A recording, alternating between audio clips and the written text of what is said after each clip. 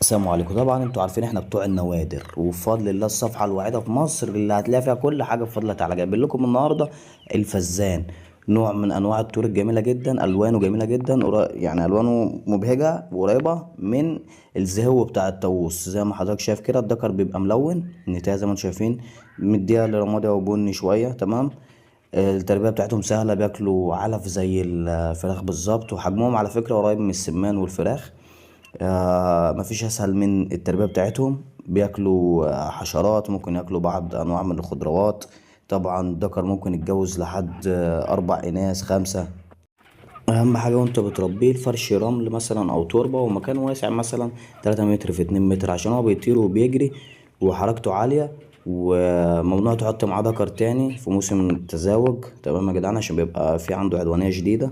الأنثى ممكن تبيض لحد 18 بيضة في الموسم، ويفقسوا مثلا في حدود 23 يوم. وممكن تفقس صناعي برضو عادي لو انت معاك مكنة. والشائع من 8 بيضات ل 15 بيضة في الموسم. طبعا بيتطعم زي الفراخ عادي من نيوكاسل والحاجات اللي زي كده والأمراض دي. ولازم طبعا أي حيوان يشوف الشمس من فين لفين يعني، أو من حين لآخر. تنظيف وتطهير للمكان حتى على الأقل. وبيشرب مية طبعا، وبيوصل ل90 سنتي بالدقيقة.